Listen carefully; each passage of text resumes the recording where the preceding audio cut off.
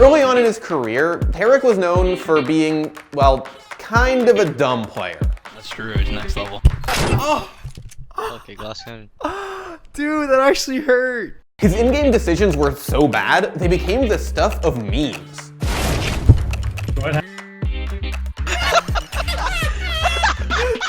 But despite the memes, the doubters, and whatever limitations others thought he had, Tarik overcame it all and led a team from CSGO's weakest region to the pinnacle of the game.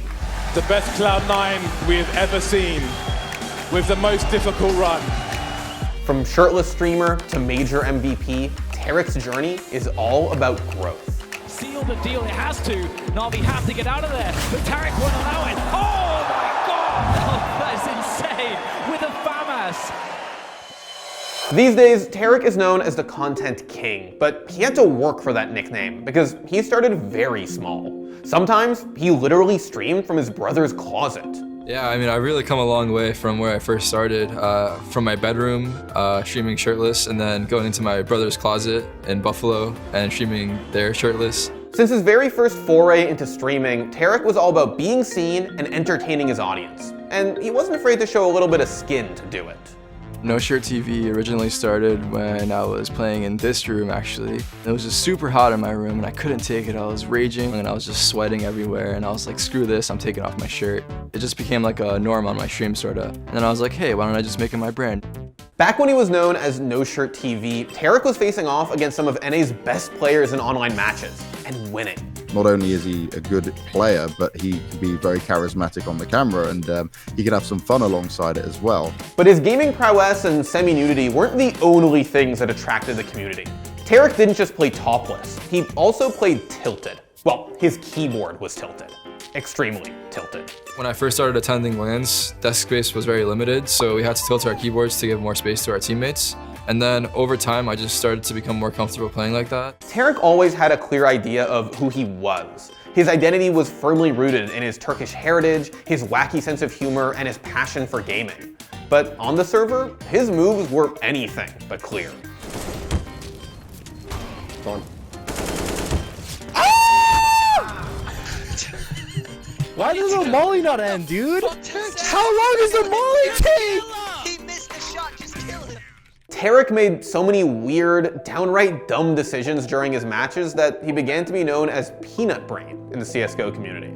There's been some people, I don't know who they are, but they've accused Tarik of having a brain that resembles like a type of nut. You mean like calling him like a peanut brain or something? Yeah, so like peanut brain, but that is messed up. On the other hand though, when Tarik was on, he was on.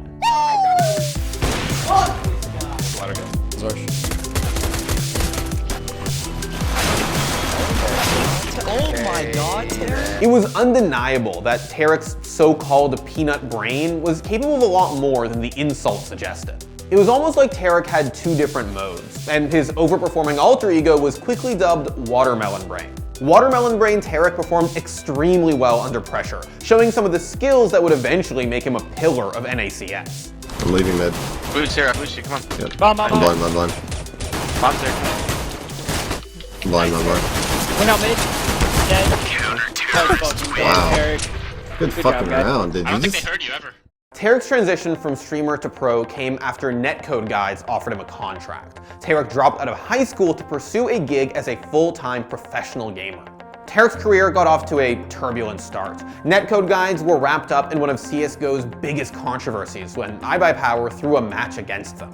I don't know what's going on tonight, if they're, as you said, maybe jet lag, I don't know. Following the match-fixing scandal though, Tarik and his teammates emerged as Counterlogic Gaming's first CSGO roster. Obviously pulling off a hell of a victory here. How does it feel taking win out LAN? Feels amazing. Honestly, it's not a huge LAN, but winning against a team like Luminosity makes it just as much better. During his 1.5-year stint with CLG, Tarik's peaks were high, but the valleys were low.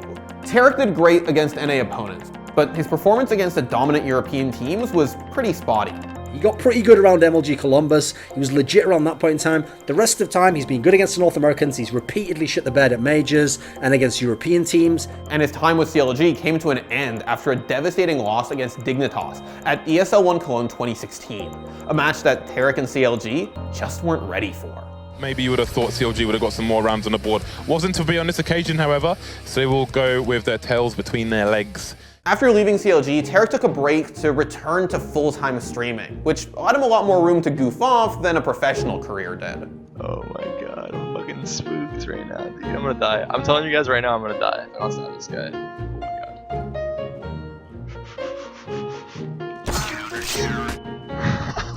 Dude, how didn't you see me over there? That's crazy. In August 2016, Tarik rejoined the professional scene with Optic Gaming. But it wasn't clear which Tarik they were getting. Would the peanut brain take control, or would his time with the roster be dominated by the watermelon brain? Bringing in Tarik is a great addition because he's a very skilled player for North American players. Of the North American players, I'd have him top 5 in terms of raw skill and in terms of what he can actually do in a server. While Tarik was part of the team's more significant victories, even helping Optic earn a reputation as one of the best teams in NA, it wasn't all butterflies and rainbows. Communication's a big problem right now. Make sure everyone's talking, and once we figure out our communication issues, I think that's the biggest thing right now. After Stanislaw, the team's IGL, left for Team Liquid, Optic's roster slowly crumbled, and ESL One Cologne 2017 was the last time Tarik repped the green wall before trading it in for Cloud9's blue. We played great, and I think that this boosted our confidence up a lot, and our teamwork's looking good, so I'm hopeful for the future of this tournament. But in true Tarik fashion, the transition wasn't without its hiccups. Wait, we play Liquid tomorrow? I don't know if we know about that. Oh my god, I'm tripping, bro. I'm not even on Optic. Bro, what am I doing? What am I doing, bro? Cloud9 gave Tarik the opportunity to try out a new role. A few weeks after joining the roster, he became the team's IGL. Tarik's ambition led C9 to victory at the Boston Major in 2018, marking NA's first ever major win and a truly iconic moment in esports history. This has to be one of the most incredible storylines we've ever had. A North American team in North America with the major win. But in the world of CSGO, even major winning rosters don't last forever. Maybe he just peaked with C9, or maybe it's just that roster shuffles really are inevitable, but Tarik was ready for a new challenge. I'm joining MIBR to win, and we are going to win, and that's the reason I'm here. MIBR marked a bit of a career low for Tarik. After Boston, nothing else could come close. And he didn't exactly gel with his teammates either. I mean, like, Tarik is so fucking rich right now because he's a fucking streamer and YouTuber, and I mean, like, he's just not playing that good, but... After only 5 months in the active lineup, he chose to remain on MIBR's bench, contemplating his next big move. Many people wrote Tarik off. He was a has-been, whose 15 minutes of fame were over.